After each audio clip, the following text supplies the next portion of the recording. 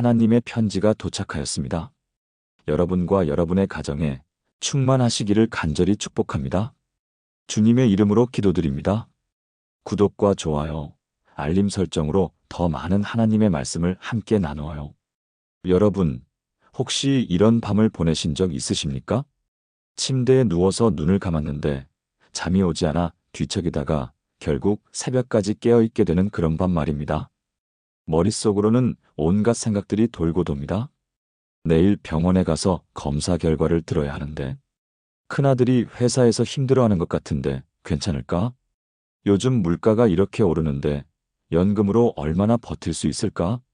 며느리와의 관계가 점점 어색해지는 것 같은데, 이런 걱정들이 꼬리에 꼬리를 물고 이어지면서 마음이 무거워지는 것입니다. 어떤 분은 저에게 이런 고백을 하셨습니다. 목사님, 나이가 들수록 밤이 더 무서워져요. 낮에는 바쁘게 지내니까 괜찮은데 밤에 혼자 누워있으면 자꾸 안 좋은 생각만 들어요. 혹시 내가 언제까지 건강할 수 있을까? 자식들에게 짐이 되지는 않을까? 이런 생각들 때문에 잠을 못 자요. 또 다른 분은 이런 이야기를 하셨습니다. 젊을 때는 기도가 그렇게 어렵지 않았는데 나이가 드니까 기도할 때 자꾸 딴 생각이 들어요. 무릎을 꿇고 기도를 시작하면 어디가 아프다. 내일 뭘 해야 한다. 이런 생각들이 계속 떠올라서 집중이 안 돼요. 그래서 요즘은 기도 시간이 줄어들고 있어요. 사랑하는 성도님들, 이런 경험들이 낯설지 않으시죠? 사실 저도 목사이지만 똑같은 고민을 했습니다. 특히 몇 년 전 아버지를 하늘나라로 먼저 보내드린 후에는 더욱 그랬습니다. 밤마다 아버지 생각이 나고 내가 효도를 제대로 했었나 하는 후회가 밀려왔습니다.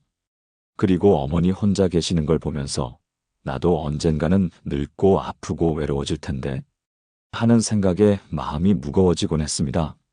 어느 날 밤은 새벽 4시까지 잠들지 못하고 뒤척이다가 문득 깨달았습니다. 아, 내가 잠들기 전 기도를 제대로 드리지 못하고 있구나. 그동안 저는 하루를 마무리하며 습관적으로 하나님, 오늘도 감사합니다.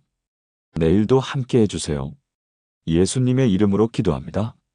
아멘 정도의 기도만 드리고 잠자리에 들었습니다. 마치 전화를 끊듯이 성급하게 기도를 마치고는 곧바로 잠들려고 했던 것입니다. 하지만 그날 밤 하나님께서 제게 보여주신 것이 있었습니다.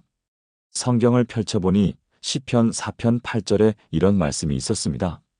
내가 평안히 눕고 자기도 하리니 나를 안전히 거하게 하시는 이는 오직 여호와시니이다. 다윗이 이 고백을 할 수 있었던 것은 단순히 낙관적인 성격 때문이 아니었습니다.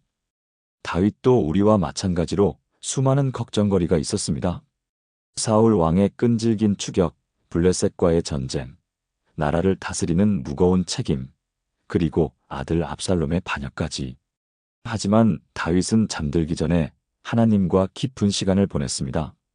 하루 동안 있었던 모든 일들을 하나님께 아뢰고 내일을 하나님께 맡겨드리는 시간을 가졌던 것입니다. 그 결과 다윗은 어떤 상황에서도 평안히 눕고 잘 수 있었던 것입니다.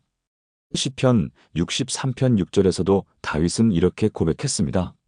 내가 나의 침상에서 주를 기억하며 새벽에 주의 말씀을 묵상할 때에 하나이다. 다윗은 침상에서, 즉 잠자리에서도 하나님을 기억하며 묵상했다는 것입니다. 여러분 생각해 보십시오. 하루 중 언제가 가장 조용하고 평안한 시간입니까? 바로 밤, 잠자리에 드는 시간입니다. 낮의 설한함이 사라지고 바쁜 일상의 소음들이 멈춘 그 시간에 우리의 마음은 가장 깊은 곳에서 하나님과 만날 수 있습니다. 하지만 많은 성도님들이 이 귀한 시간을 놓치고 계십니다. 너무 피곤해서 또는 무엇을 기도해야 할지 몰라서 그냥 잠들어 버리는 것입니다. 어떤 분들은 목사님, 나이가 들수록 기도할 말이 없어져요. 젊을 때는 이것저것 구할 것도 많았는데 이제는 뭘 기도해야 할지 모르겠어요 라고 말씀하십니다. 또 어떤 분들은 기도를 시작하면 자꾸 잡생각이 들어요. 몸이 아픈 데가 많아서 기도에 집중이 안 돼요 라고 하십니다. 하지만 오늘 제가 여러분께 전하고 싶은 좋은 소식이 있습니다. 성경에는 잠들기 전에 반드시 드려야 하는 3가지 기도가 있다는 것입니다. 이 3가지 기도만 제대로 드려도 여러분의 밤은 완전히 달라질 것입니다. 마음의 무거운 짐들이 내려놓아지고 하루 종일 쌓인 걱정과 스트레스가 해소되며 무엇보다 하나님의 깊은 평안 속에서 단잠을 주무실 수 있게 됩니다. 이 세 가지 기도는 복잡하지 않습니다. 각각 5-10분 정도면 충분합니다. 아무리 몸이 아프고 피곤한 밤이라도 총 20-30분 정도는 하나님께 드릴 수 있지 않겠습니까? 그 짧은 시간이 여러분의 밤을 그리고 다음날 아침을 완전히 바꿔놓을 것입니다. 실제로 이 기도를 시작한 많은 성도님들이 놀라운 변화를 경험하고 계십니다. 20년 넘게 불면증으로 고생하던 분이 깊은 잠을 자게 되었고, 성인 자녀와의 관계가 어색했던 분이 화목한 가정을 이루게 되었으며, 경제적 걱정으로 밤잠을 설치던 분이 마음의 평안을 찾게 되었습니다. 자, 그럼 지금부터 성령님께서 성경을 통해 가르쳐 주신 이 놀라운 비밀을 함께 나누어 보겠습니다. 많은 분들이 잠들기 전에 가장 먼저 떠올리는 것이 무엇인지 아십니까? 안타깝게도 대부분 하루 동안 잘못된 일들, 실패한 일들, 후회되는 일들부터 생각합니다. 오늘도 며느리와 또 언성을 높였구나. 손자가 공부 안 한다고 또 잔소리했네. 교회에서 그 집사님과 의견이 안 맞아서 기분이 상했어. 몸이 예전 같지 않아서 가족들에게 짐이 되는 것 같아. 이런 생각들로 하루를 마무리하면 마음이 무거워질 수밖에 없습니다. 특히 나이가 들수록 이런 부정적인 생각들이 더 많이 생깁니다. 체력이 예전 같지 않고 기억력도 떨어지고 여기저기 아픈 데도 많아지니까 자꾸 부족한 것들만 보이게 되는 것입니다. 한 권사님이 저에게 이런 고백을 하셨습니다. 목사님, 요즘 밤마다 후회되는 일들만 생각나요. 자식들 키울 때 더 잘해주지 못한 것, 남편에게 더 좋은 아내가 되지 못한 것, 부모님께 효도를 제대로 못한 것, 이런 생각들 때문에 마음이 너무 무거워요. 또 다른 분은 이런 이야기를 하셨습니다. 나이가 들수록 감사할 일이 줄어드는 것 같아요. 젊을 때는 기도할 때 감사할 게 많았는데 이제는 온몸이 아프고 자식들은 바쁘다고 연락도 잘 안 하고 도대체 뭘 감사해야 할지 모르겠어요. 하지만 성경은 우리에게 전혀 다른 방법을 가르쳐 줍니다. 데살로니가전서 5장 18절에서 바울 사도는 이렇게 말씀하셨습니다. 범사에 감사하라 이는 그리스도 예수 안에서 너희를 향하신 하나님의 뜻이니라. 여기서 범사에라는 말은 모든 상황에서라는 뜻입니다. 좋은 일이 있을 때만 감사하라는 것이 아니라 어려운 일이 있을 때도 감사하라는 것입니다. 이것이 바로 하나님의 뜻이라고 분명히 말씀하고 계십니다. 그런데 바울 사도가 이 말씀을 하실 때 어떤 상황이었는지 아십니까? 바울은 감옥에 갇혀 있었고 매를 맞고 돌에 맞고 풍랑을 만나는 등 온갖 고난을 다 겪고 계셨습니다. 그런데도 범사에 감사하라고 말씀하신 것입니다. 빌립보서 4장 11절에서도 바울은 내가 어떠한 형편에든지 자족하기를 배웠노라고 고백했습니다. 감옥에 갇혀 있을 때도 한밤중에 하나님께 찬송하며 기도했던 분입니다. 왜 그럴 수 있었을까요? 바울 사도는 어떤 상황에서도 하나님께서 함께하고 계신다는 것을 믿었기 때문입니다. 로마서 8장 28절에서 우리가 알거니와 하나님을 사랑하는 자, 곧 그 뜻대로 부르심을 입은 자들에게는 모든 것이 합력하여 선을 이루느니라고 말씀하신 대로 모든 상황이 결국은 우리에게 유익이 된다는 것을 믿었기 때문입니다. 다윗 왕도 마찬가지였습니다. 시편 103편 2절에서 내 영혼아 여호와를 송축하며 그의 모든 은택을 잊지 말지어다라고 고백했습니다. 다윗은 왕이었지만 결코 평탄한 삶을 산 것이 아닙니다. 어려서부터 사울 왕의 시기와 질투로 인해 광야에서 도망다니며 숨어 지내야 했고 왕이 된 후에도 블레셋과의 끊임없는 전쟁, 아들 압살롬의 반역으로 인한 고통을 겪어야 했습니다. 하지만 그는 하루를 마감하며 항상 하나님께 감사의 기도를 드렸습니다. 시편 4편에서 보면 다윗이 아들 압살롬의 반역으로 도망다니던 절망적인 상황에서도 내가 평안히 눕고 자기도 할인이라고 고백할 수 있었던 것은 감사의 기도 때문이었습니다. 시편 92편 1-2절에서도 지극히 높으신 이여 감사함과 주의 이름을 찬송함이 좋으며 아침에 주의 인자하심을 알리며 밤마다 주의 성실하심을 베풀어 말함이 좋으니이다라고 기록되어 있습니다. 아침에는 하나님의 인자하심을 알리고 밤에는 하나님의 성실하심을 베풀어 말하라고 하셨습니다. 즉, 잠들기 전에 하나님께서 얼마나 성실하게 우리와 함께 하셨는지를 감사로 고백하라는 말씀입니다. 현실 적용 방법. 그럼 구체적으로 어떻게 감사의 기도를 드려야 할까요? 첫째, 생명을 주신 것에 대해 감사하십시오. 하나님 아버지, 오늘도 건강하게 하루를 보낼 수 있게 해주셔서 감사합니다. 우리가 숨을 쉬고 심장이 뛰고 눈을 뜨고 있다는 것 자체가 하나님의 은혜입니다. 특히 나이가 들수록 이것이 얼마나 큰 축복인지 더 잘 알 수 있습니다. 아침에 눈을 떴다는 것, 오늘 하루를 무사히 보냈다는 것만으로도 충분히 감사할 일입니다. 둘째, 가족에 대해 감사하십시오. 사랑하는 가족들을 허락해 주시고 오늘도 무사히 함께할 수 있게 해주셔서 감사합니다. 비록 때로는 의견 차이로 갈등이 있을 수도 있지만 함께할 수 있는 가족이 있다는 것 자체가 큰 축복입니다. 성인이 된 자녀들이 각자의 삶을 살아가고 있지만 여전히 부모를 생각하고 안부를 묻는 마음이 있다는 것, 손자, 손녀들이 할아버지, 할머니를 반가워한다는 것, 이 모든 것이 하나님의 은혜입니다. 셋째, 하루의 작은 일들에 대해서도 감사하십시오. 오늘 맛있는 음식을 먹을 수 있었던 것, 따뜻한 물로 씻을 수 있었던 것, 편안한 침대에서 쉴 수 있는 것까지 모든 것이 하나님의 은혜임을 감사합니다. 당연하다고 생각했던 일상의 작은 것들이 사실은 모두 하나님의 선물입니다. 전기가 들어와서 밝은 불빛 아래 생활할 수 있는 것, 수도꼭지를 틀면 깨끗한 물이 나오는 것, 마트에 가면 필요한 물건들을 쉽게 구입할 수 있는 것, 이 모든 것이 감사의 제목입니다.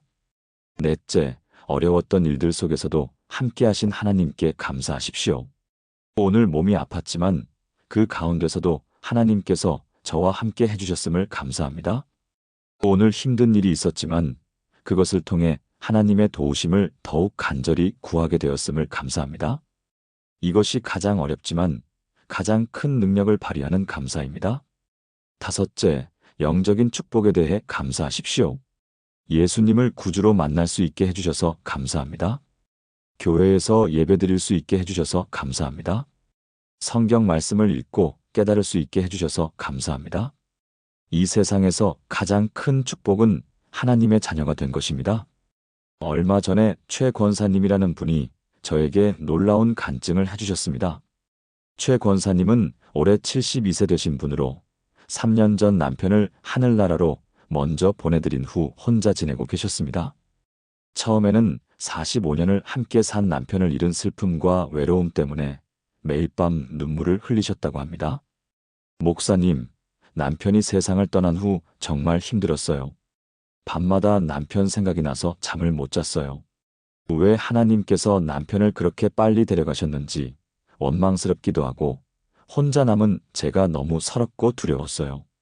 자식들은 각자 바쁜 생활이 있으니까 자주 올 수도 없고 정말 외롭고 무서웠어요. 그런데 어느 날 저녁 최 권사님은 우연히 라디오에서 감사에 대한 설교를 듣게 되셨습니다. 그 설교에서 어려운 상황에서도 감사할 제목을 찾아보라는 말씀을 들으시고 마음에 큰 감동을 받으셨다고 합니다. 그날 밤부터 최 권사님은 잠들기 전에 감사 기도를 드리기 시작하셨습니다.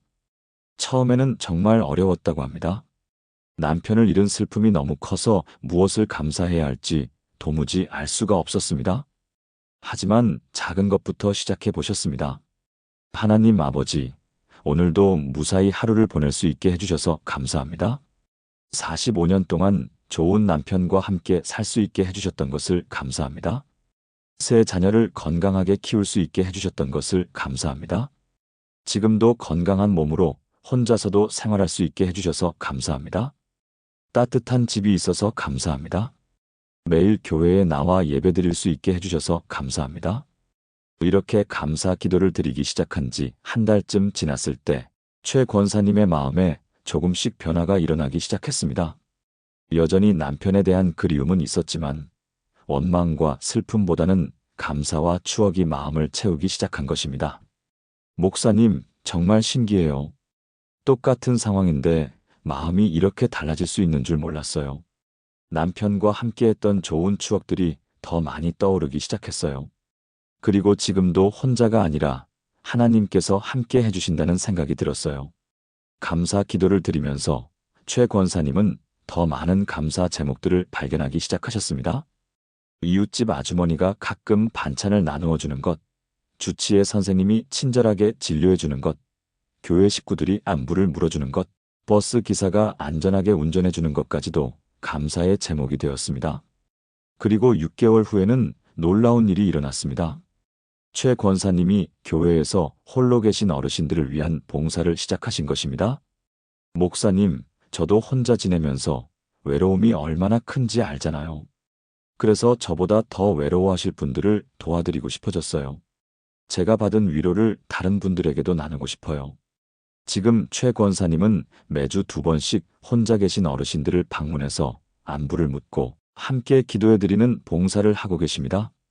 그리고 무엇보다 중요한 것은 이제 밤에 평안하게 잠들 수 있게 되셨다는 것입니다. 목사님, 이제는 잠자리에 들 때마다 감사할 일들이 너무 많아서 시간이 모자랄 정도예요. 그렇게 감사 기도를 드리고 나면 마음이 정말 평안해져요. 남편도 하늘나라에서 저를 지켜보고 있을 거라는 생각이 들고 하나님께서도 저와 함께 계시다는 확신이 들어요. 또 다른 사례를 소개해드리겠습니다. 김 집사님은 68세 되신 분으로 몇 년 전 조기 퇴직을 하신 후 집에서 지내고 계셨습니다. 처음에는 그동안 바쁘게 살아오느라 못했던 것들을 하면서 여유롭게 지낼 계획이었는데 막상 집에만 있으니까 무료하고 우울해지셨다고 합니다. 목사님, 40년 넘게 회사 다니면서 바쁘게 살았는데 갑자기 할 일이 없으니까 너무 허전했어요. 나이는 들었는데 뭔가 쓸모없는 사람이 된 것 같은 기분이 들었어요. 밤에 잠자리에 들면 내가 뭘 하고 살까 하는 생각만 들었어요. 게다가 경제적인 걱정도 많으셨습니다. 퇴직금과 연금으로 생활하고 계셨는데 물가는 계속 오르고 있어서 장래가 불안하셨던 것입니다. 자식들에게 부담을 주고 싶지 않은데 이런 식으로 물가가 오르면 언제까지 버틸 수 있을지 걱정됐어요. 혹시 나중에 아프면 병원비는 어떻게 감당할지 이런 생각들 때문에 잠이 안 왔어요. 그런데 김 집사님도 감사 기도를 시작하면서 놀라운 변화를 경험하셨습니다. 처음에는 뭘 감사해야 할지 모르겠다고 하셨지만 하나씩 차근차근 찾아보니 감사할 일들이 정말 많았습니다.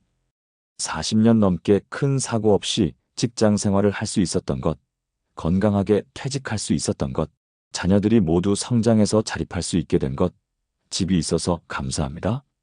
아내가 건강해서 함께 늙어갈 수 있는 것, 손자, 손녀들이 건강하게 자라고 있는 것, 교회에서 친한 형제들이 있는 것도 감사합니다.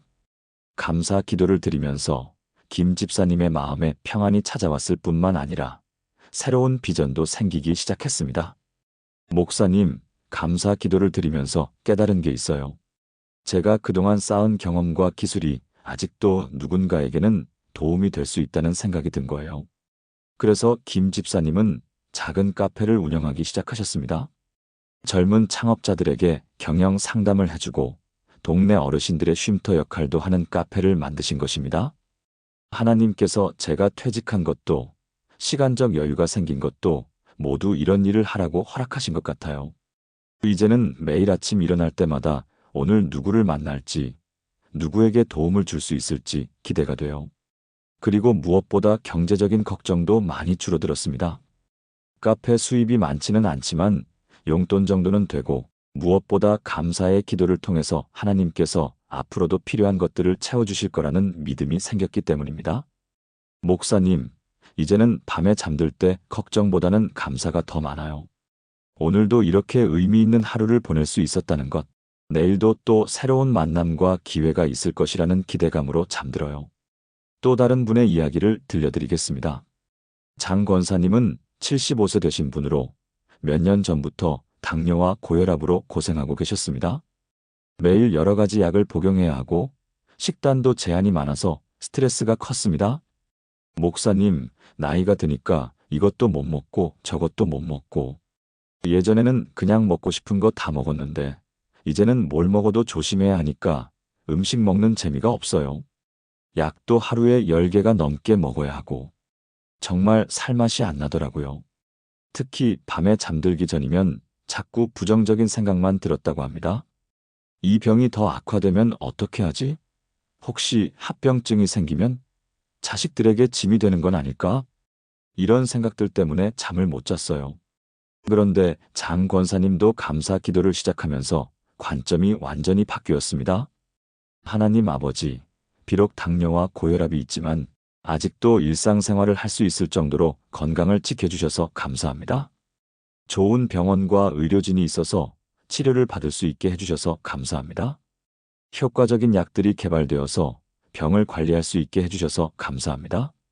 건강을 돌볼 수 있는 가족들이 있어서 감사합니다. 이렇게 감사 기도를 드리면서 장 권사님은 놀라운 발견을 하셨습니다. 아픈 것에만 집중했을 때는 정말 힘들었는데 건강한 부분에 집중하니까 마음이 훨씬 평안해진 것입니다. 목사님, 제가 당뇨가 있긴 하지만 눈은 아직 잘 보이고 귀도 잘 들리고 다리도 아직 튼튼해서 걸어 다닐 수 있잖아요. 이런 것들을 당연하게 생각했는데 사실은 다 하나님의 은혜더라고요. 감사 기도를 시작한 지 몇 달 후에는 더 적극적으로 건강 관리를 하기 시작하셨습니다. 매일 동네 공원에서 산책을 하고 당뇨에 좋은 음식들을 찾아서 요리하는 재미도 생겼습니다. 하나님께서 제게 이 몸을 맡겨주셨으니까 제가 할 수 있는 최선을 다해서 관리해야겠다는 생각이 들었어요. 그래서 운동도 열심히 하고 식단 조절도 더 신경 써서 하고 있어요. 그리고 6개월 후 건강검진을 받았을 때 당뇨 수치가 많이 좋아져 있었습니다. 의사 선생님도 이렇게 관리를 잘하신 분은 처음 봅니다라고 칭찬해 주셨다고 합니다. 목사님, 감사 기도를 드리니까 마음이 평안해져서 스트레스가 줄어든 것 같아요. 그래서 몸도 더 건강해진 것 같고요. 이제는 밤에 잠들 때도 내일도 건강하게 하루를 보낼 수 있을 것이라는 기대감으로 잠들어요. 격려와 다음 연결. 사랑하는 성도님들, 감사는 우리의 시각을 완전히 바꾸어 줍니다. 부족한 것에서 풍성한 것으로, 문제에서 은혜로, 절망에서 소망으로 우리의 눈을 돌려줍니다. 감사의 기도를 드리면 하나님의 마음이 기뻐하실 뿐만 아니라 우리 자신의 마음도 평안해집니다. 연구 결과에 따르면 감사하는 마음을 가진 사람들이 더 행복하고 건강하며 스트레스도 적게 받는다고 합니다. 이것은 단순한 심리적 효과가 아닙니다. 하나님께서 감사하는 자들에게 더 큰 은혜를 부어주시기 때문입니다. 시편 50편 23절에서 감사로 제사를 드리는 자가 나를 영화롭게 하나니 그 행위를 옳게 하는 자에게 내가 하나님의 구원을 보이리라고 말씀하셨습니다. 감사의 기도는 하나님을 영화롭게 하고 하나님의 구원을 보게 하는 기도입니다. 오늘 밤부터는 잠자리에 들기 전에 먼저 감사의 기도를 드려보시기 바랍니다. 작은 것부터 시작하셔도 됩니다. 하나님, 오늘도 무사히 하루를 마칠 수 있게 해주셔서 감사합니다. 이 한마디부터 시작하시면 곧 더 많은 감사 제목들이 마음에 떠오르실 것입니다. 한 가지 팁을 드리자면 감사 일기를 써보시는 것도 좋습니다.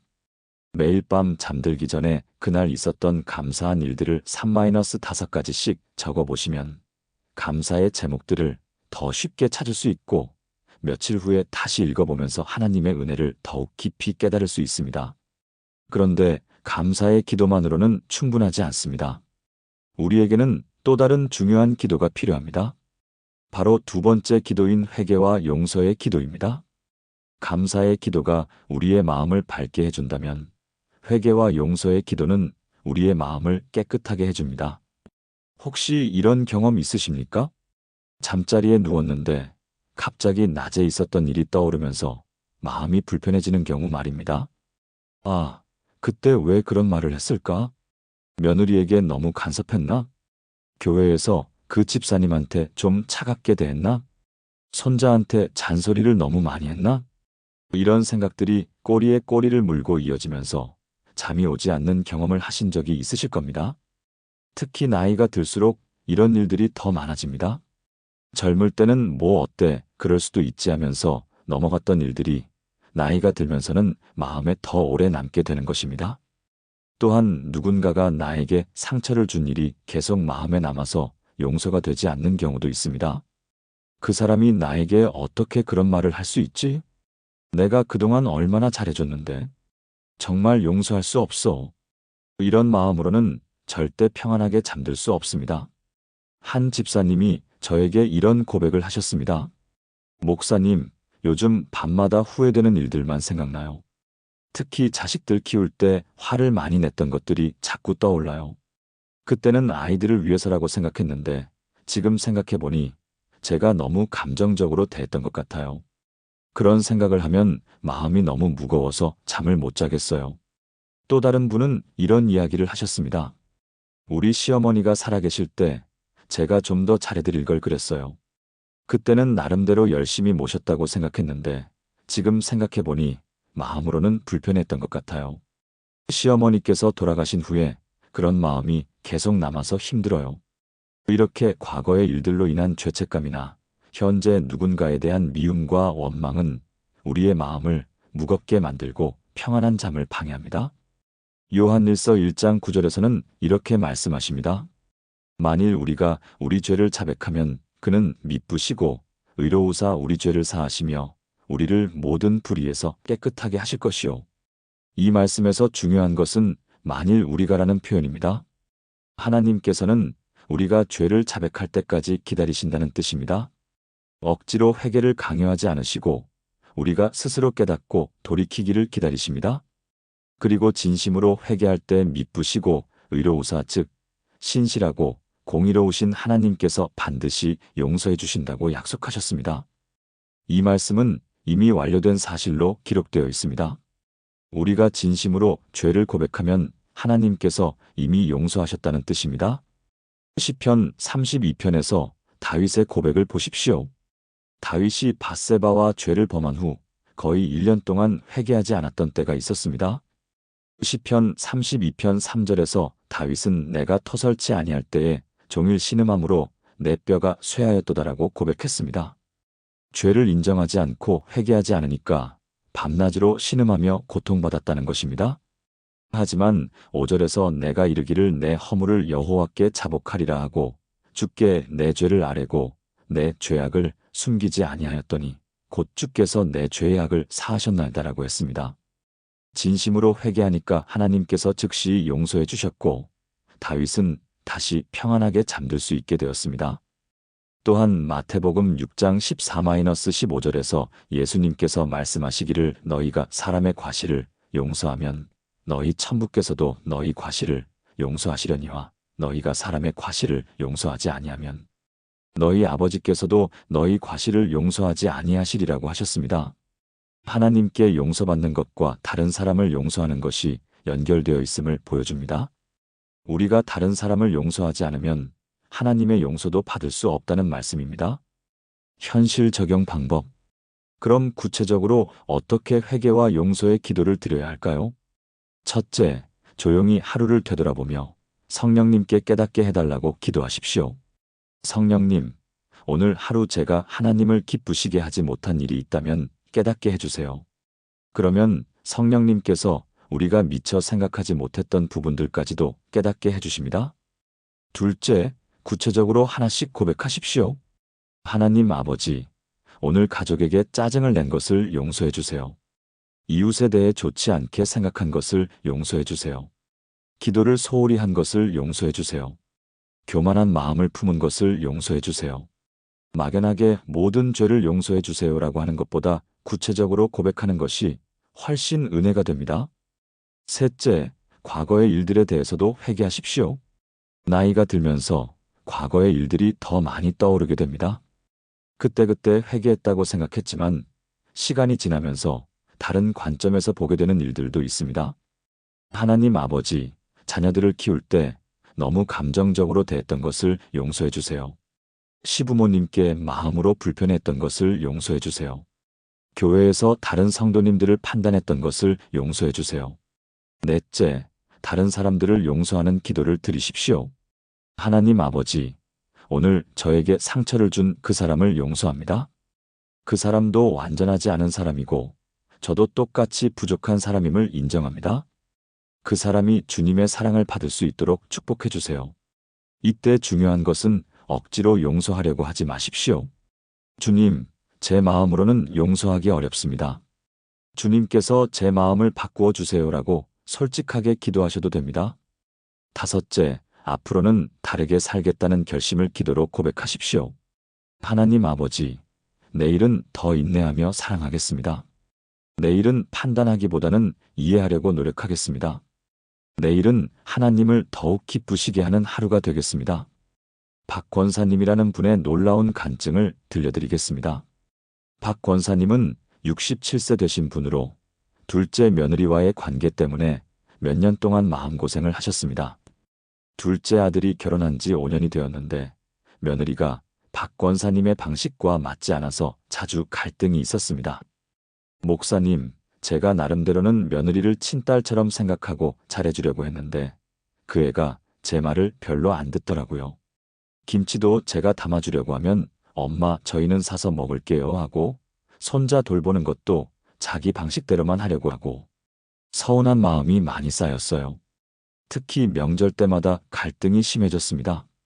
박 권사님은 전통적인 방식으로 명절을 보내고 싶어 하셨는데 며느리는 간소하게 하자고 하면서 의견이 맞지 않았습니다. 제사도 간단히 하자고 하고 음식도 몇 가지만 준비하자고 하고 저는 조상님들께 예의를 갖춰야 한다고 생각하는데 그 애는 형식적인 것은 중요하지 않다고 하더라고요. 그런 말을 들으면 정말 화가 났어요. 그래서 박 권사님은 며느리를 볼 때마다 불편한 마음이 드셨고 밤에 잠자리에 들면서도 자꾸 며느리에 대한 좋지 않은 생각들이 떠올랐습니다. 왜 저를 이해해주지 않을까? 제가 뭘 잘못했나? 이런 생각들 때문에 잠을 못 잤어요. 그리고 제가 며느리한테 차갑게 대한 것도 마음에 걸렸고요.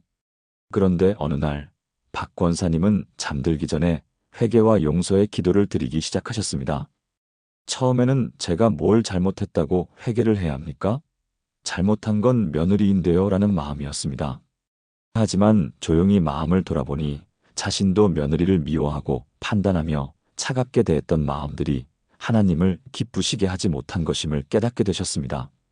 하나님 아버지, 제가 며느리를 이해하려고 노력하지 않고 제 방식만 고집한 것을 용서해 주세요. 며느리를 차갑게 대하고 미워한 마음을 용서해 주세요. 며느리도 저만큼이나 소중한 하나님의 딸인데 그것을 인정하지 않았던 것을 회개합니다. 그리고 가장 어려웠던 것은 며느리를 용서하는 기도였습니다. 주님, 솔직히 제 마음으로는 며느리를 이해하기 어렵습니다. 하지만 주님께서 저를 용서해 주신 것처럼 저도 며느리를 용서하고 싶습니다. 제 마음을 바꾸어 주세요. 이런 기도를 몇 주 동안 계속 드리셨습니다. 처음에는 별 변화가 없는 것 같았지만 점차 며느리에 대한 마음이 바뀌기 시작했습니다. 목사님, 기도를 하면서 깨달은 게 있어요. 며느리도 나름대로 좋은 의도로 그런 말을 했던 건데 제가 너무 제 기준으로만 판단했더라고요. 그 애도 시어머니 눈치 보면서 힘들었을 텐데. 그리고 어느 날 박 권사님은 며느리에게 먼저 다가가셨습니다. 그동안 엄마가 너를 많이 힘들게 했지? 미안해. 앞으로는 내 의견도 더 많이 들어볼게. 그 말을 들은 며느리도 눈물을 흘리면서 엄마, 저도 엄마 마음을 몰라드려서 죄송했어요. 앞으로 더 잘할게요라고 말했다고 합니다. 그 후로 박 권사님과 며느리의 관계는 완전히 달라졌습니다. 서로의 다른 점을 인정하면서도 사랑으로 소통하는 관계가 되었습니다. 목사님, 정말 신기해요. 그렇게 미워했던 며느리인데 지금은 정말 친딸처럼 예뻐요. 회개와 용서의 기도가 이렇게 큰 능력이 있는 줄 몰랐어요. 지금 박 권사님은 며느리와 함께 요리도 하시고 손자 돌보는 것도 함께 하시면서 정말 행복한 시간을 보내고 계십니다. 그리고 무엇보다 밤에 평안하게 잠들 수 있게 되셨습니다. 이제는 잠자리에 들 때 며느리 생각이 나면 감사한 마음이 들어요. 하나님께서 이렇게 좋은 며느리를 주셔서 감사하다는 생각이 먼저 들어요. 또 다른 분의 이야기를 들려드리겠습니다. 이 집사님은 64세 되신 분으로 몇 년 전 아버지를 하늘나라로 보내드린 후 큰 후회와 죄책감에 시달리고 계셨습니다. 아버지께서 치매에 걸리신 후 요양원에 모셨는데 자주 찾아뵙지 못한 것이 마음에 걸렸던 것입니다. 목사님, 아버지가 치매에 걸리셔서 저를 알아보지 못하실 때가 많았어요. 그래서 가면 마음이 너무 아파서 한 달에 한두 번 정도밖에 못 갔어요. 그런데 아버지가 돌아가신 후에 생각해 보니 제가 너무 이기적이었던 것 같아요. 특히 아버지의 임종을 지키지 못한 것이 가장 큰 후회였습니다. 그날 밤 갑자기 아버지의 상태가 나빠졌는데 요양원에서 연락이 왔을 때는 이미 늦었던 것입니다. 아버지가 돌아가시기 전에 마지막으로 뭔가 말씀하시려고 했는데 제가 그 자리에 없었어요. 요양원 직원분이 아버님이 계속 누군가를 찾으시는 것 같았어요 라고 하더라고요. 아마 저를 찾으셨을 텐데 정말 죄송스럽고 후회가 돼요. 이 집사님은 밤마다 이런 후회와 죄책감 때문에 잠을 못 주무셨습니다. 아버지께 효도를 제대로 못했다는 생각, 마지막까지 함께하지 못했다는 죄책감 때문에 정말 괴로웠어요. 꿈에도 아버지가 나타나셔서 뭔가 말씀하시려고 하는데 제가 못 알아듣겠더라고요. 그런데 이 집사님도 회개의 기도를 시작하면서 마음에 평안이 찾아오기 시작했습니다. 하나님 아버지, 제가 아버지께 충분히 효도하지 못한 것을 용서해 주세요. 아버지가 치매에 걸리셨을 때 더 자주 찾아뵙지 못한 것을 회개합니다. 임종을 지키지 못한 것, 마지막 말씀을 듣지 못한 것이 너무 죄송합니다. 이런 기도를 드리면서 이 집사님은 하나님의 위로를 경험하기 시작했습니다. 어느 날 기도하던 중에 마음에 이런 생각이 들었다고 합니다. 아버지께서는 이미 하나님 나라에 가셔서 모든 것을 이해하고 계실 거야. 내가 아버지를 사랑했다는 것도 나름대로 최선을 다했다는 것도 다 아실 거야. 그리고 아버지가 살아계실 때의 좋은 추억들이 더 많이 떠오르기 시작했습니다. 어려서부터 아버지께 받은 사랑, 아버지가 자식들을 위해 희생하신 것들, 함께 했던 행복한 시간들이 생생하게 기억났습니다. 목사님, 회개 기도를 드리면서 깨달은 게 있어요. 제가 아버지께 효도를 완벽하게 하지는 못했지만 그래도 나름대로는 사랑으로 모셨다는 걸요. 아버지도 그것을 아셨을 거예요. 그리고 무엇보다 중요한 깨달음이 있었습니다. 아버지께서 지금은 천국에서 건강한 몸으로 계시잖아요. 치매도 없고 아프지도 않고 그런 아버지를 생각하니 오히려 감사한 마음이 들었어요. 이 집사님은 이제 아버지에 대한 죄책감 대신 감사한 마음으로 잠들 수 있게 되셨습니다. 이제는 잠자리에 들 때 아버지 생각이 나면 아버지, 천국에서 편히 쉬고 계시죠? 저도 아버지를 본받아서 열심히 살겠습니다라고 기도해요. 그러면 마음이 정말 평안해져요. 조 권사님의 이야기도 들려드리겠습니다.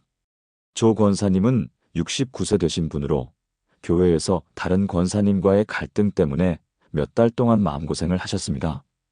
교회 내 어떤 행사를 준비하면서 의견이 달랐는데 그 과정에서 서로에게 상처가 되는 말들을 주고받았던 것입니다. 목사님, 제가 30년 넘게 교회를 다니면서 그런 말을 들은 건 처음이었어요.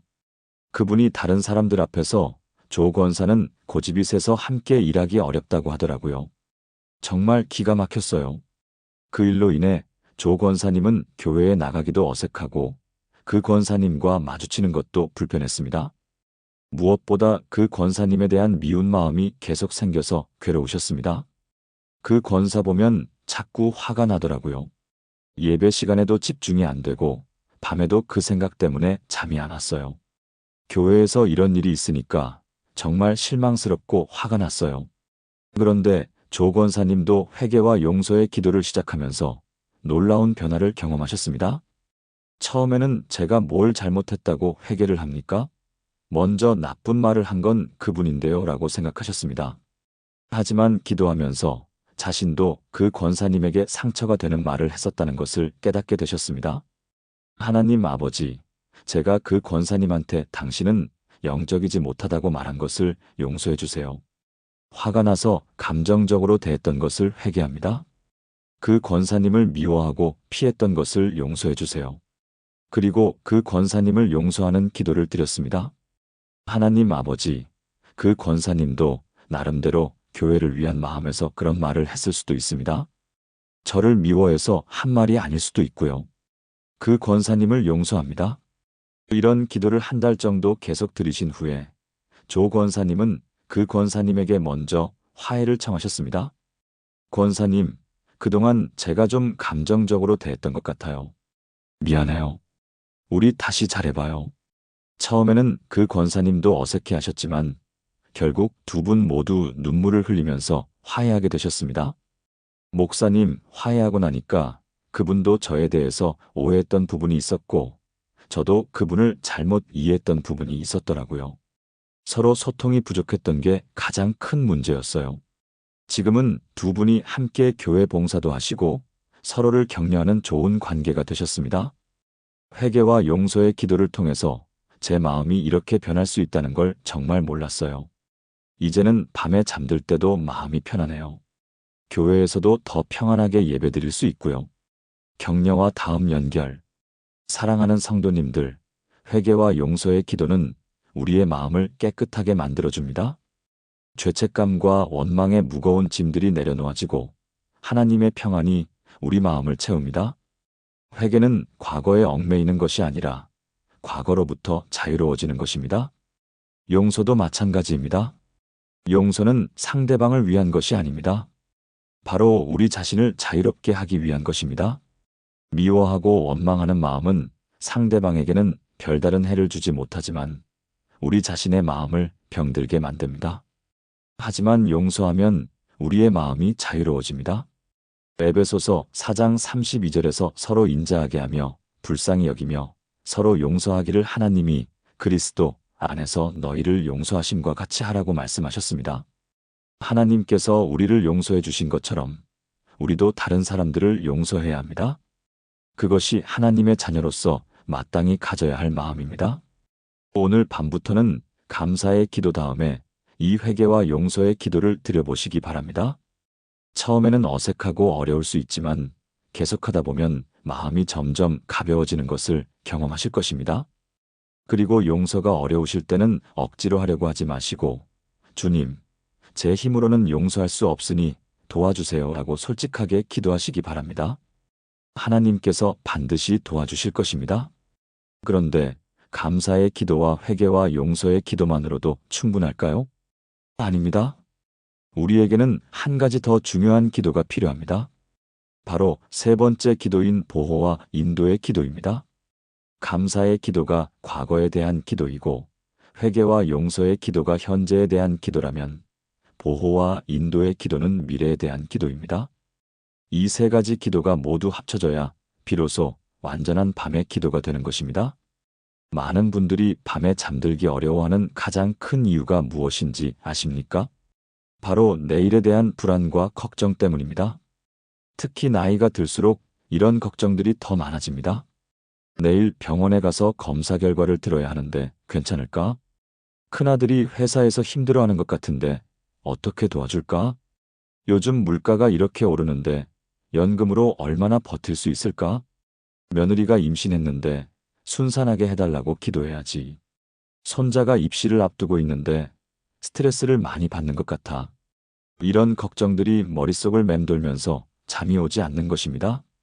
또한 현대 사회에는 우리가 통제할 수 없는 위험들이 너무나 많습니다. 교통사고, 각종 질병, 경제적 어려움, 가족 간의 갈등, 치안 불안 등 하루하루가 불확실성으로 가득합니다. 어르신들은 특히 건강에 대한 걱정이 많으십니다. 오늘은 괜찮았는데 내일 아침에 일어났을 때도 괜찮을까? 혈압약을 먹는데 부작용은 없을까? 무릎이 아픈데 더 나빠지면 어떻게 하지?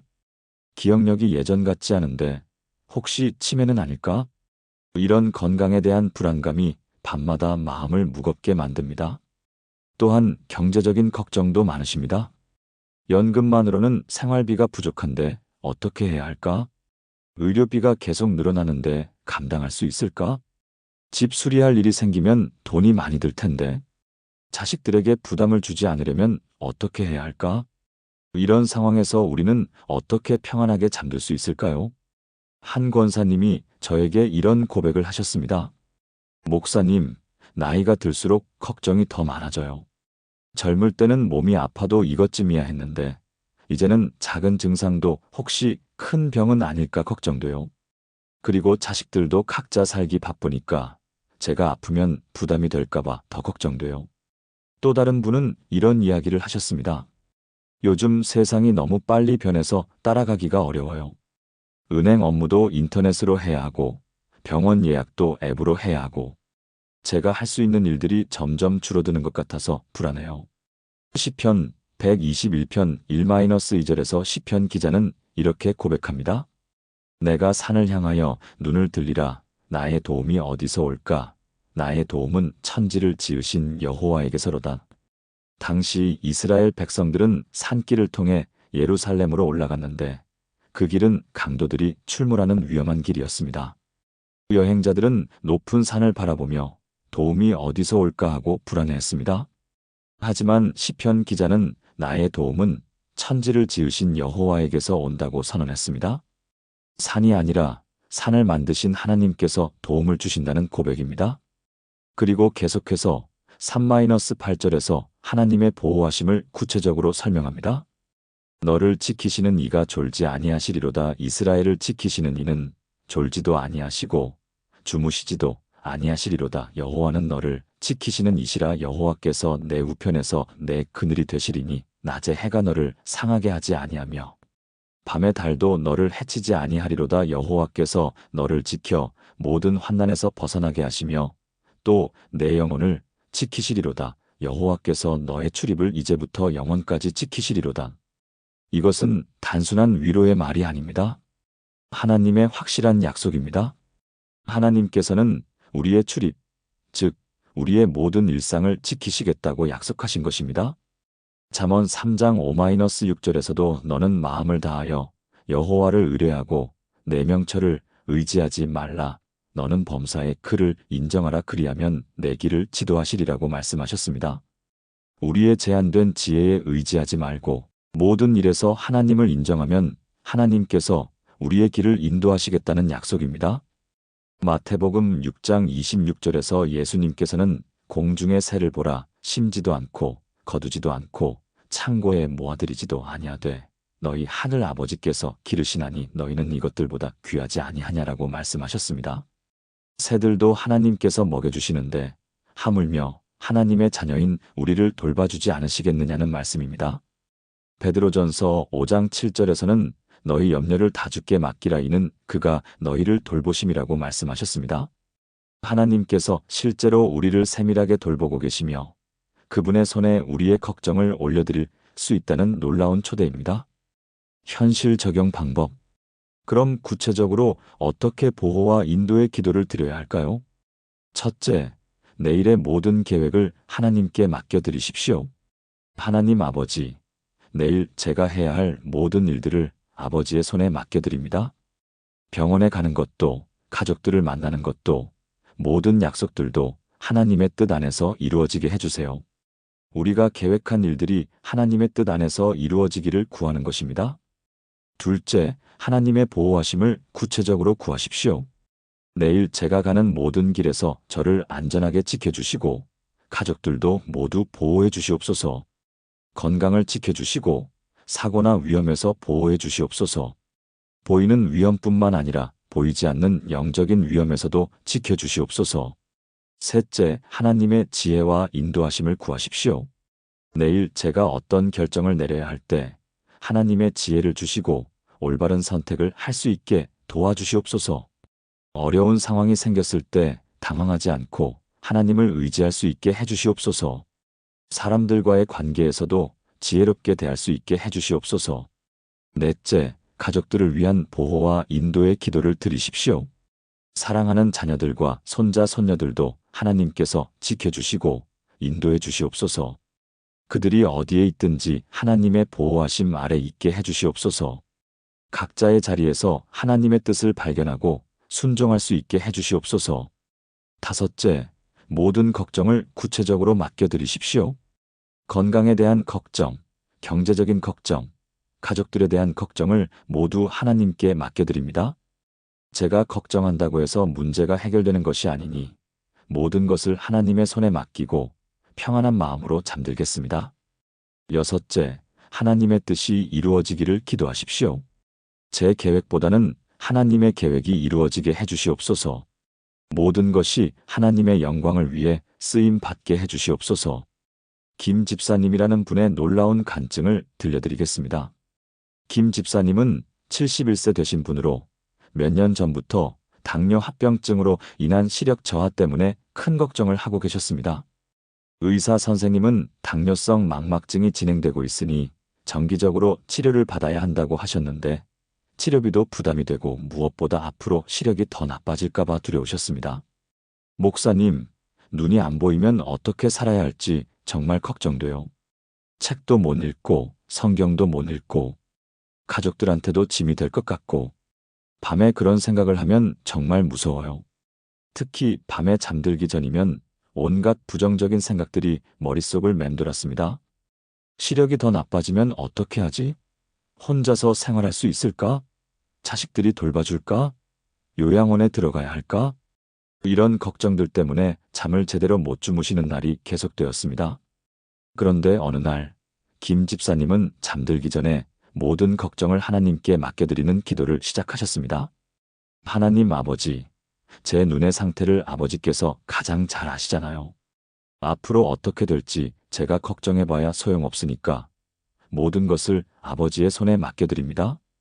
시력이 더 나빠질 수도 있고 좋아질 수도 있겠지만 어떤 상황이 되든 아버지께서 가장 좋은 길로 인도해 주실 걸 믿습니다. 내일도 제가 할 수 있는 일들을 할 수 있는 만큼 하게 해주시고 할 수 없는 일들은 아버지께서 다른 방법으로 도와주세요. 이런 기도를 드리기 시작한 지 일주일쯤 지났을 때 김 집사님의 마음에 놀라운 평안이 찾아왔습니다. 여전히 눈의 상태는 그대로였지만 그것에 대한 두려움이 많이 줄어든 것입니다. 목사님, 신기하게도 걱정이 줄어들었어요. 물론 완전히 사라진 건 아니지만 예전처럼 밤새도록 뒤척이지는 않게 되었어요. 하나님께서 제 앞길을 인도해 주실 거라는 믿음이 생겼거든요. 그리고 몇 개월 후 정말 놀라운 일이 일어났습니다. 정기검진을 받으러 갔는데 의사 선생님이 이상하네요. 망막 상태가 예전보다 좋아져 있어요 라고 하시는 것이었습니다. 목사님, 의사 선생님도 신기하다고 하시더라고요. 보통은 당뇨성 망막증이 계속 진행되는데 제 경우는 오히려 상태가 안정되었다고 하시면서요. 하지만 김 집사님은 이것보다 더 큰 변화가 있었다고 하십니다. 눈이 좋아진 것도 감사하지만 그보다 더 감사한 건 마음이 평안해진 거예요. 예전에는 미래에 대한 걱정 때문에 늘 불안했는데 이제는 하나님께서 모든 것을 아시고 가장 좋은 길로 인도해 주실 거라는 확신이 있어요. 지금 김 집사님은 매일 밤 잠들기 전에 모든 것을 하나님께 맡겨드리는 기도를 계속하고 계십니다. 하나님 아버지, 제 건강도, 가족들도, 경제적인 문제들도 모두 아버지의 손에 맡겨드립니다. 내일도 아버지께서 인도해 주시는 대로 살겠습니다. 이런 기도를 드리고 나면 정말 마음이 평안해져요. 뭔가 무거운 짐을 내려놓은 것 같은 기분이에요. 정 권사님의 이야기도 들려드리겠습니다. 정 권사님은 66세 되신 분으로 몇 년 전 큰아들이 사업에 실패해서 큰 빚을 지게 된 후 계속 경제적인 걱정을 하고 계셨습니다. 큰아들 가족이 정 권사님 댁으로 들어와서 함께 지내게 되었는데 4인 가족이 추가로 들어오면서 생활비 부담이 만만치 않았습니다. 목사님, 아들이 다시 일자리를 구하려고 노력하고 있지만 나이도 있고 해서 쉽지 않더라고요. 며느리는 아이들을 돌봐야 해서 일을 나갈 수도 없고 제 연금으로 7명이 살려니까 정말 빠듯해요. 특히 손자들의 교육비와 생활비가 만만치 않았습니다. 중학생인 큰 손자는 학원도 다녀야 하고 초등학생인 작은 손녀는 피아노와 태권도를 배우고 있었는데 이런 비용들이 계속 나가니까 부담이 컸습니다. 아이들한테는 죄가 없는데 갑자기 환경이 바뀌어서 스트레스를 받는 것 같더라고요. 그래서 되도록 예전처럼 살게 해주고 싶은데 경제적으로 여유가 없으니까 밤마다 그 걱정 때문에 잠을 못 잤어요. 더 큰 걱정은 정 권사님의 건강이 예전 같지 않다는 것이었습니다. 무릎도 아프고 혈압도 높아져서 병원비도 만만치 않았는데 가족들 생활비 때문에 자신의 치료비를 아끼게 되는 상황이었습니다. 제가 아프면 더 큰 문제가 되잖아요. 그런데 병원비가 부담되어서 검사를 미루게 되더라고요. 그러면 또 혹시 큰 병이 생기면 어떡하지 하는 걱정이 들고 그런데 정 권사님도 잠들기 전에 모든 것을 하나님께 맡겨드리는 기도를 시작하면서 놀라운 변화를 경험하셨습니다. 하나님 아버지, 저희 가족의 경제적인 어려움을 아버지께서 가장 잘 아시잖아요.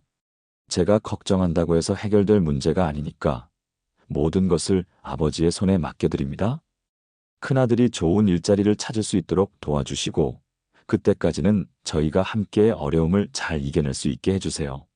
손자들도 이 상황을 통해서 더 성숙해질 수 있게 해주시고 가족이 서로 더 사랑하고 이해할 수 있게 해주세요. 이런 기도를 드리기 시작한 지 한 달쯤 지났을 때 정권사님의 마음에 평안이 찾아오기 시작했습니다. 여전히 경제적인 어려움은 있었지만 그것에 대한 불안감이 많이 줄어든 것입니다. 목사님, 기도를 하면서 깨달은 게 있어요. 가족이 함께 있다는 것 자체가 얼마나 큰 축복인지를 알게 됐어요. 경제적으로는 어렵지만 손자들과 함께 지낼 수 있고 아들 가족을 도울 수 있다는 게 오히려 감사한 일이더라고요.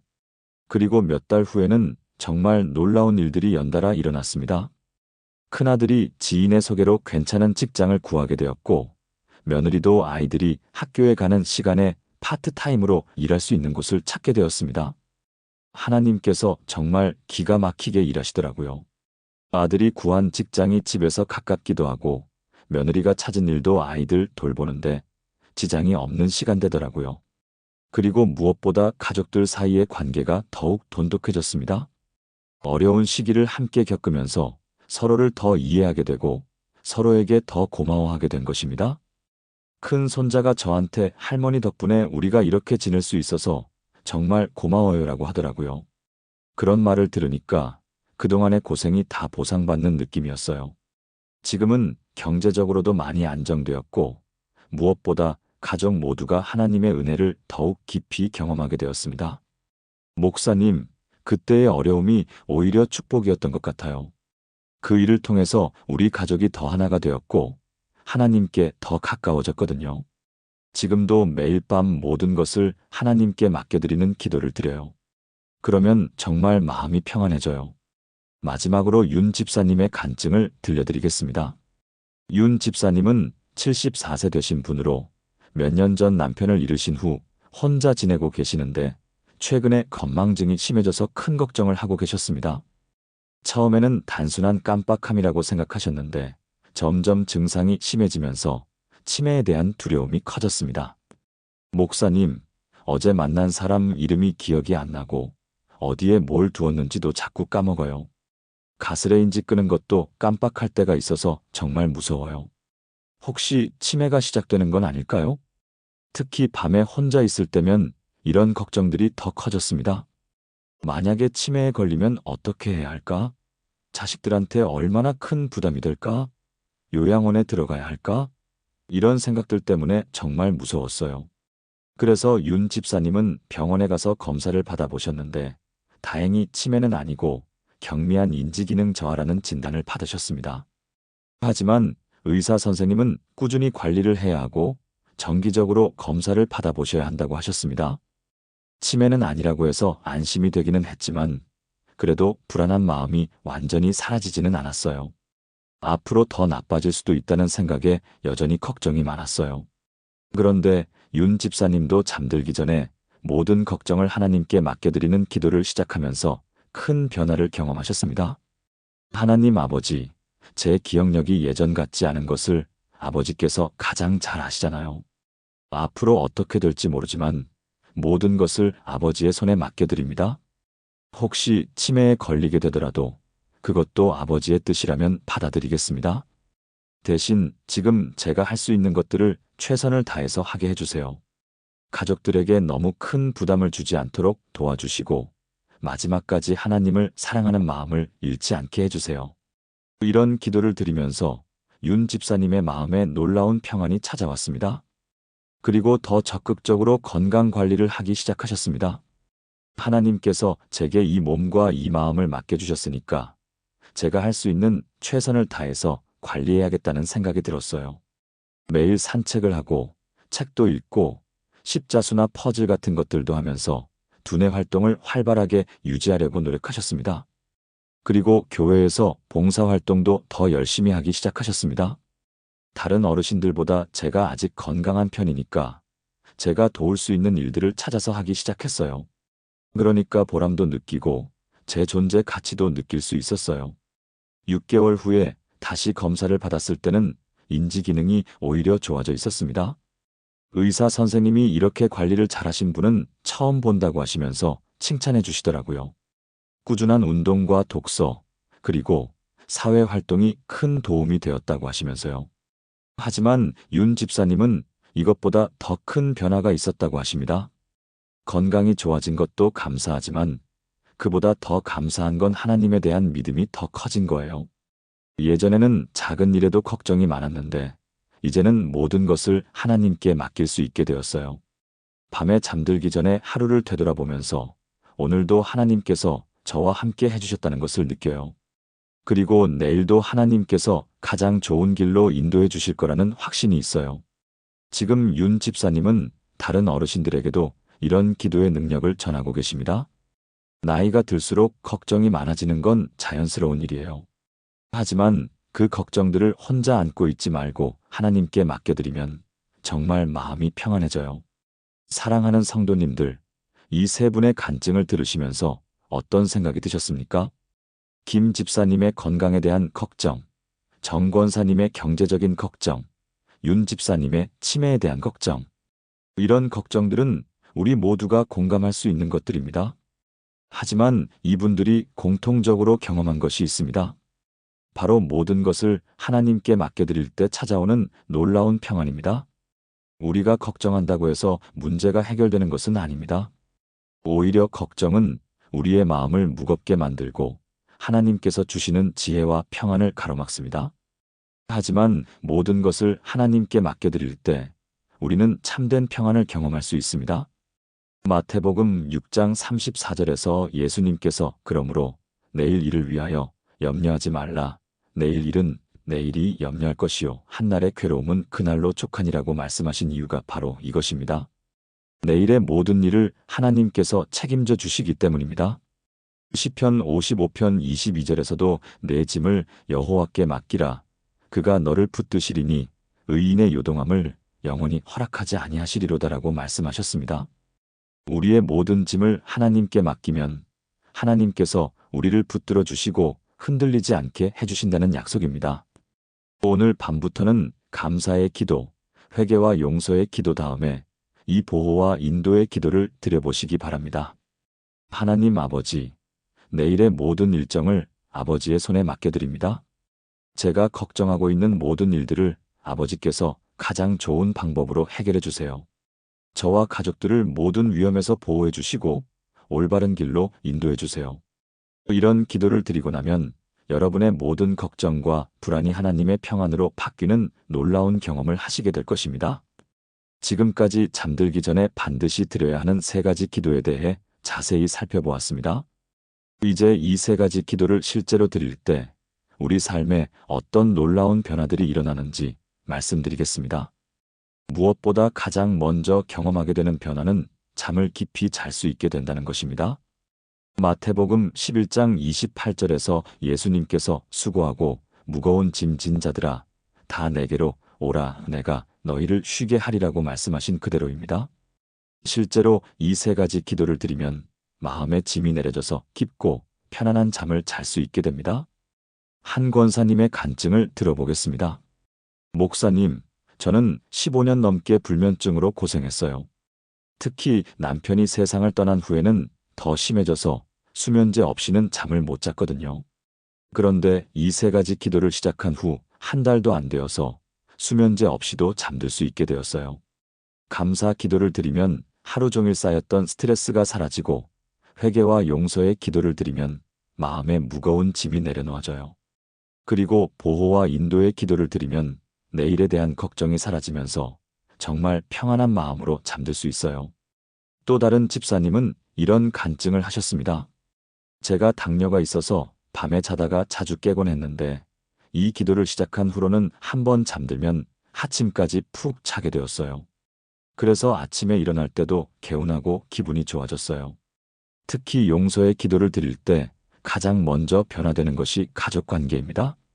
나이가 들수록 성인 자녀들과의 관계, 며느리나 사위와의 관계에서 어려움을 겪는 경우가 많은데 이 기도를 통해서 관계가 회복되는 경우가 정말 많습니다. 박 권사님의 간증입니다. 저는 큰 며느리와 관계가 좋지 않았어요.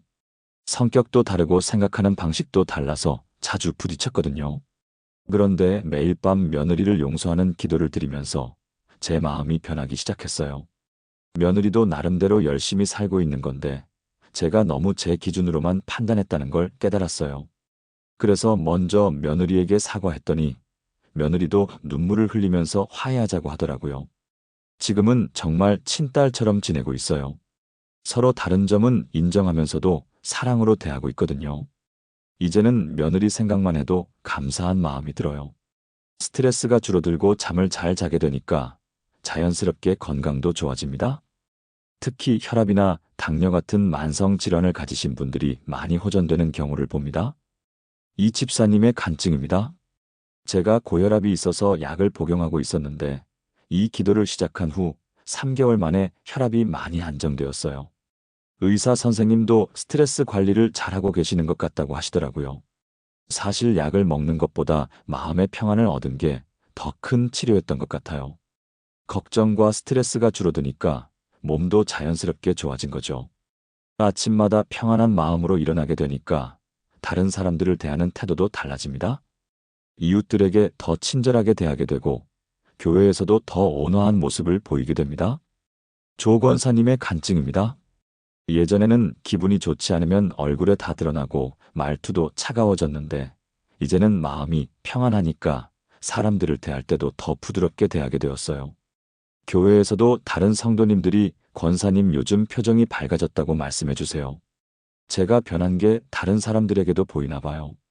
매일 밤 이 3가지 기도를 드리다 보면 하나님과 더 가까워집니다. 기도가 습관이 아닌 진정한 대화가 되고 하나님의 사랑을 더 깊이 체험하게 됩니다. 김 집사님의 간증입니다. 저는 50년 넘게 교회를 다녔지만 하나님이 정말 살아계신다는 것을 이렇게 생생하게 느낀 적은 처음이에요. 매일 밤 이 기도를 드리면서 하나님께서 정말 제 기도를 들어주신다는 것을 경험해요. 기도 응답도 많이 받고 성경 말씀도 더 잘 이해되고 무엇보다 하나님의 사랑을 마음으로 느낄 수 있어요. 신앙생활이 완전히 새로워졌어요. 매일 밤 감사 기도를 드리다 보면 자연스럽게 감사하는 마음이 생활화됩니다. 작은 일에도 감사하고 어려운 일 중에서도 감사할 제목을 찾게 됩니다. 최 권사님의 간증입니다. 예전에는 불평과 원망이 많았는데 이제는 감사할 일들이 너무 많이 보여요. 아침에 눈을 뜨는 것부터 시작해서 하루 종일 감사한 일들을 발견하게 되어요. 다른 사람들도 제가 많이 밝아졌다고 해요. 감사하는 마음을 가지니까 얼굴 표정도 밝아지고 말하는 것도 긍정적으로 바뀐 것 같아요. 무엇보다 마음에 평안과 기쁨이 넘쳐나게 됩니다. 세상에 어떤 문제나 어려움이 와도 흔들리지 않는 평안을 경험하게 됩니다. 윤 집사님의 간증입니다. 제가 치매에 대한 걱정 때문에 정말 힘들었는데 이 기도를 통해서 그런 걱정들이 다 사라졌어요. 설사 치매에 걸리더라도 하나님께서 함께 하실 거라는 확신이 있으니까 두렵지 않아요. 지금은 매일매일이 감사하고 기뻐요. 나이가 들어도 이렇게 기쁘게 살 수 있다는 게 정말 축복이에요. 이제 구체적으로 어떻게 이 3가지 기도를 드리면 되는지 말씀드리겠습니다. 잠자리에 들기 30분 전부터 시작하시면 됩니다. 너무 피곤해서 정신이 없을 때 하면 집중이 어려우니까 잠들기 조금 전에 마음을 조용히 하고 시작하세요. 침실이나 거실 등 조용한 곳이면 어디든 괜찮습니다. 무릎을 꿇고 하는 것이 좋지만 몸이 불편하시면 의자에 앉아서 하셔도 됩니다. 하나님 아버지, 오늘도 건강하게 하루를 보낼 수 있게 해주셔서 감사합니다. 밤새 평안히 잠들게 해주시고 아침에 무사히 깨어나게 해주셔서 감사합니다. 사랑하는 가족들이 모두 건강하게 하루를 보낼 수 있게 해주셔서 감사합니다. 오늘 맛있는 음식을 먹을 수 있었던 것, 따뜻한 집에서 쉴 수 있는 것, 깨끗한 물을 마실 수 있었던 것 모두 감사합니다. 교회에서 예배드릴 수 있게 해주시고 좋은 성도님들과 교제할 수 있게 해주셔서 감사합니다. 비록 몸이 예전 같지 않지만 아직도 활동할 수 있게 해주셔서 감사합니다. 오늘 힘든 일이 있었지만 그 가운데서도 아버지께서 함께 해주셨음을 감사합니다. 이런 식으로 하루를 되돌아보면서 감사한 일들을 구체적으로 고백하세요. 하나님 아버지, 오늘 하루 제가 아버지를 기쁘시게 하지 못한 일들이 있었습니다. 가족에게 짜증을 낸 것을 용서해 주세요. 이웃에 대해 좋지 않게 생각한 것을 용서해 주세요. 교만한 마음을 품었던 것, 판단하는 마음을 가졌던 것을 회개합니다. 기도를 소홀히 한 것, 말씀을 읽지 않은 것을 용서해 주세요. 그리고 아버지, 오늘 저에게 상처를 준 사람들을 용서합니다. 그들도 완전하지 않은 사람이고 저도 마찬가지로 부족한 사람임을 인정합니다. 제가 먼저 사랑하고 이해할 수 있도록 도와주세요. 과거에 제가 잘못했던 일들도 용서해 주세요. 자녀들을 키울 때 부족했던 점, 부모님께 효도를 제대로 못한 점들을 회개합니다. 예수님의 보혈로 저를 깨끗하게 씻어 주시옵소서. 하나님 아버지, 내일의 모든 계획을 아버지의 손에 맡겨드립니다. 내일 제가 가야 할 곳, 만나야 할 사람들, 해야 할 일들을 모두 아버지께서 인도해 주세요. 저와 가족들을 모든 위험에서 보호해 주시고 건강을 지켜주세요. 교통사고나 안전사고에서 지켜주시고 질병에서도 보호해 주세요. 내일 어떤 어려운 일이 있어도 당황하지 않고 아버지를 의지할 수 있게 도와주세요. 지혜로운 판단을 할 수 있게 해주시고 올바른 결정을 내릴 수 있게 해주세요. 가족들도 각자의 자리에서 아버지의 보호하심 아래 하루를 보낼 수 있게 해주세요. 경제적인 걱정, 건강에 대한 걱정, 가족에 대한 걱정을 모두 아버지께 맡겨드립니다. 제가 걱정해봐야 소용없으니까 모든 것을 아버지께서 가장 좋은 방법으로 해결해 주세요. 내일도 감사와 기쁨으로 하루를 보낼 수 있게 해주세요. 예수님의 이름으로 기도드립니다. 아멘.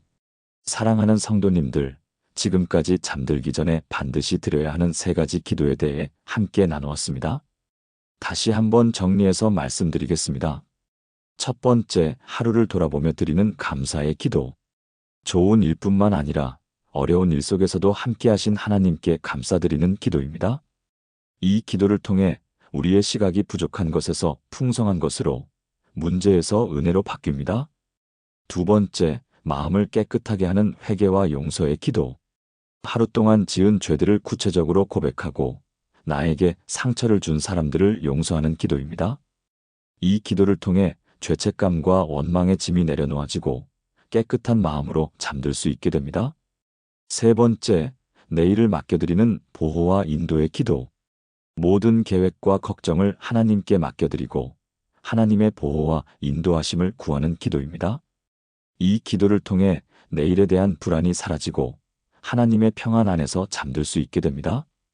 이 3가지 기도는 복잡하지 않습니다. 각각 5-10분 정도씩 총 20-30분 정도면 충분합니다. 하지만 이 짧은 시간이 여러분의 밤을, 그리고 다음날 아침을, 나아가 여러분의 인생 전체를 완전히 바꿔놓을 것입니다. 혹시 목사님, 저는 기도를 잘 못해요라고 걱정하시는 분이 계십니까? 걱정하지 마십시오. 하나님께서는 우리의 기도 실력을 보시는 것이 아니라 우리의 마음을 보십니다. 서툴러도 짧아도 괜찮습니다. 진심으로 드리는 기도라면 하나님께서 반드시 들어주십니다. 누가복음 18장에 나오는 세리의 기도를 기억하십시오. 하나님이여 불쌍히 여기옵소서, 나는 죄인이로소이다. 이 짧고 단순한 기도였지만 예수님께서는 이 세리가 의롭다 함을 받았다고 말씀하셨습니다. 기도는 길고 화려할 필요가 없습니다. 진심이 담긴 한마디면 충분합니다. 오늘 밤부터 당장 시작해 보시기 바랍니다. 더 이상 미루지 마시고 오늘 밤부터 이 3가지 기도를 드려보세요. 처음에는 익숙하지 않아서 어색할 수 있지만 며칠만 계속하시면 자연스러워질 것입니다. 그리고 일주일 후에는 분명한 변화를 경험하실 것입니다. 마음이 평안해지고 잠도 깊이 주무실 수 있게 될 것이며 아침에 일어날 때도 개운하고 상쾌한 기분으로 하루를 시작하실 수 있을 것입니다. 더 나아가 가족들과의 관계도 좋아지고 사람들과의 관계에서도 더 너그럽고 사랑스러운 모습을 보이게 될 것입니다. 무엇보다 하나님과의 관계가 더욱 깊어지고 기도의 능력을 생생하게 경험하게 될 것입니다. 가능하면 가족들과 함께 이 기도를 드리시기 바랍니다. 부부가 함께 또는 자녀들과 함께 하루를 마무리하며 하나님께 이 세 가지 기도를 드린다면 여러분의 가정은 천국 같은 가정이 될 것입니다. 서로를 용서하고 서로를 위해 기도하며 함께 하나님께 감사드리는 아름다운 가정이 될 것입니다.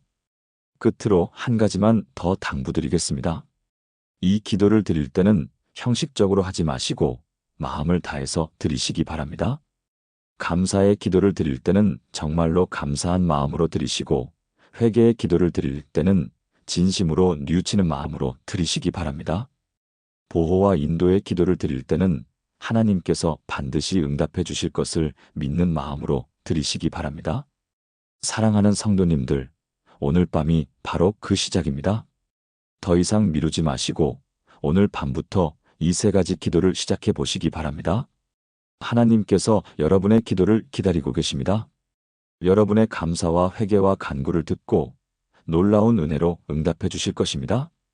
시편 4편 8절의 말씀으로 마무리하겠습니다. 내가 평안히 눕고 자기도 하리니 나를 안전히 거하게 하시는 이는 오직 여호와시니이다. 여러분도 다윗처럼 하나님 안에서 평안히 잠들고 안전히 쉴 수 있게 되시기를 축복합니다. 매일 밤 이 세 가지 기도와 함께 하나님의 품 안에서 달콤한 잠을 주무시기를 바랍니다. 그리고 매일 아침 하나님의 새로운 은혜와 함께 힘찬 하루를 시작하시기를 바랍니다. 하나님의 사랑과 평강이 여러분과 여러분의 가정에 충만하시기를 간절히 축복합니다. 주님의 이름으로 기도드립니다. 아멘. 구독과 좋아요, 알림 설정으로 더 많은 하나님의 말씀을 함께 나누어요.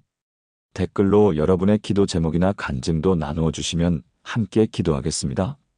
오늘 밤부터 이 세 가지 기도를 시작하시는 분들은 댓글에 오늘부터 시작합니다라고 남겨주세요. 하나님의 놀라운 응답을 함께 경험하며 서로 격려하는 은혜로운 공동체가 되기를 소망합니다.